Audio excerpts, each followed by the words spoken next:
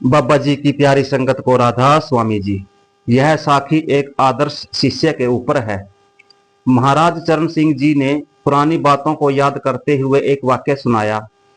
उन्होंने कहा कि उनको अपने बचपन में कुछ ऐसा ख्याल हो गया था कि उनके पिता उन्हें प्यार नहीं करते। यह भावना उनके मन में कई वर्षों तक बनी रही। महाराज जी और उनके भाई का पालन पोषण डेरे में बड़े महाराज सावन सिंह जी की स्नेहपूर्ण देखरेख में हुआ।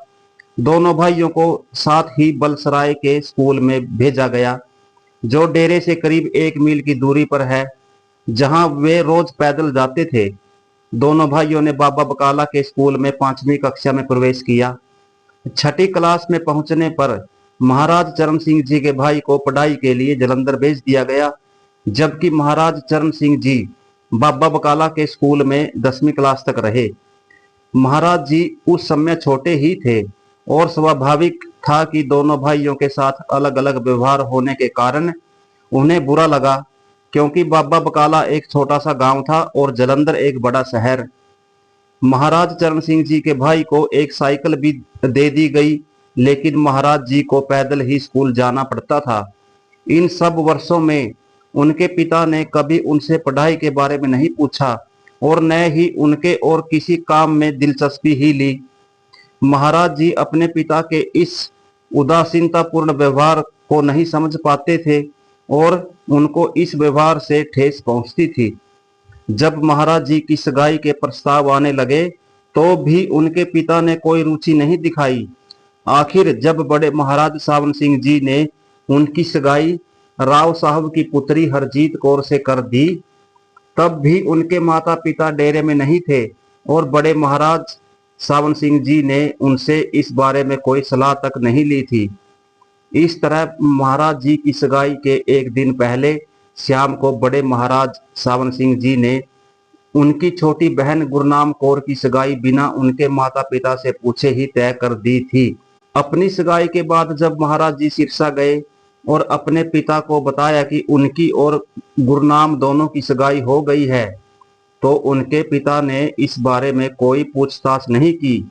उन्होंने यह भी नहीं पूछा कि सगाई किस परिवार में हुई है, न ही और कोई बात पूछी, न ही उनके पिता ने कोई खुशी जाहिर की, जो कि एक पिता को सामान्य रूप से अपने बच्चों की सगाई होने पर होती है।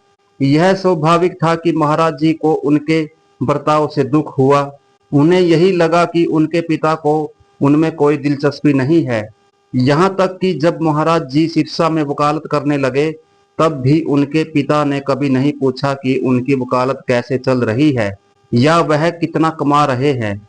जब बड़े महाराज सावन सिंह जी ने महाराज चरण सिंह जी से वकालत छोड़कर फार्म पर अपने पिता की मदद करने के लिए कहा और वह सिकंदरपुर अपने पिता के पास जाकर रहने लगे, तब महाराज चरण सिंह जी को पता चला कि उनके पिता केवल उनके लिए ही ऐसे नहीं थे, बल्कि उन्हें किसी के भी प्रति कोई लगाव या आसक्ति नहीं थी।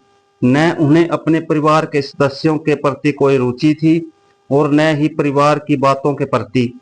वह अपनी वर्ष भर की कमाई बड़े महाराज सावन जी को दे देते थे, अपने लिए कुछ भी नहीं रखते थे। उनकी सारी भक्ति का केंद्र बड़े महाराज सावन सिंह जी थे और उन्हीं में उनकी सारी दिलचस्पी थी। बड़े महाराज सावन सिंह जी उनके पिता ही नहीं, सतगुरु भी थे। वह पूर्ण शिष्य के एक बेजोड़ उदाहरण थे। वह पूर्ण शिष्य के एक बेजोड़ उदाहरण थे। उन्होंने अपने आप को अपने सतगुरु की शरण में छोड़ दिया था और सतगुरु के हुक्म में रहना ही उनके जीवन का मकसद था। उनका सारा जीवन बड़े महाराज सावन सिंह जी के आसपास ही घूमता था। उनका प्यार केवल बड़े महाराज जी से था, दूसरे किसी व्यक्ति या पदार्थ से नहीं। वह कभी किसी बात में दिलचस्पी नहीं लेते थे जब तक कि उसका कोई संबंध बड़े महाराज जी से न हो या वह किसी न किसी रूप में उनसे जुड़ी हुई न हो। ऐसी थी उनकी एक निष्ठ भक्ति। महाराज चरण सिंह जी ने कहा, अगर मैं कभी उनसे कुछ पूछता तो हमेशा एक ही जवाब मिलता, बड़े महाराज जी से पूछो और जैसा वह कहें करो। महाराज चरण सिंह जी महाराज चरण सिंह जी ने बताया कि उनके पिता ने बड़े महाराज सावन सिंह जी की रजा को पूरे समर्पण की भावना से मंजूर कर लिया था। हालांकि वह खुद मजबूत इच्छा शक्ति वाले व्यक्ति थे। उन्होंने अपने सबसे बड़े दामाद की मृत्यु पर एक आंसू भी नहीं गिराया। इससे अपने सतगुरु की इच्छा मानकर मंजूर किया। परंतु जब बड़े महाराज सावन सिंह जी ने शरीर त्यागा तो वह बहुत रोए। उनको धीरज बंधाना असंभव था। इसके बाद उन्हें अपनी जिंदगी में कोई दिलचस्पी न रही और सरदार बहादुर जी के समय में वह ज्यादातर डेरे में ही रहने लगे। अपने पिता को इस नए नजरिए से देखकर महाराज जी के मन में पिता के लिए बहुत आदर की भावना पैदा हुई, क्योंकि वह समझ गए कि उनके पिता को केवल बड़े महाराज सावन सिंह जी से ही प्यार था। बाकी सब कुछ उनके लिए कोई महत्व नहीं रखता था। उन्हें डायबिटीज की बीमारी थी और जब कभी महाराज चरण सिंह जी डॉक्टरों को बताने और बेहतर चिकित्सा संबंधी परामर्श लेने की बात कहते तो वह हमेशा एक ही जवाब देते, बड़े महाराज जी के बिना जीने का कोई फायदा नहीं, और कभी डॉक्टरों से सलाह लेने को तैयार नहीं होते। महाराज जी ने यह भी बताया कि उनके सतगुरु पद पर आने के बाद उनके पिता ने उनको कभी अपने पुत्र के रूप में नहीं देखा। उन्होंने महाराज जी को वही आदर और प्रेम दिया जो वह बड़े महाराज जी को देते थे। एक सच्चे शिष्य की इससे बड़ी मिसाल नहीं मिल सकती। एक सच्चे शिष्य की इससे बड़ी मिसाल नहीं मिल सकती। जो अपने पुत्र को ही अपना गुरु मान ले, उसे परमात्मा मान ले। अपने पिता के आखिरी दिनों में महाराज जी ने उनसे पूछा, अपने पिता के आखिरी दिनों में महाराज चरण सिंह जी ने उनसे पूछा कि क्या वह कोई सलाह देना चाहेंगे या उनकी कोई अंतिम इच्छा है। उन्होंने जवाब दिया, मैं चाहूंगा कि आप दोनों भाई एक साथ रहो और आपस में पूरा प्रेम प्यार रखो। अगर छोटी कभी कोई गलती भी करे तो उसे माफ कर देना, आप बड़े हैं। उससे कभी कोई भूल हो तो उस पर ध्यान न देना। महाराज जी ने कहा कि बड़े महाराज जी की दया मेहर से हम दोनों भाइयों में हमेशा प्यार रहा और दोनों हमेशा एक दूसरे को समझते रहे, कभी कोई गलतफहमी नहीं हुई। महाराज जी के पिता एक आदर्श शिष्य थे। ऐसी भक्ति सतगुरु की दया मेहर का ही परिणाम है और दुनिया में आमतौर से देखने में नहीं आती। महाराज जी इस बात पर जोर देते हैं कि डेरा हमेशा आध्यात्मिक या रूहानियत का ही केंद्र बना रहे।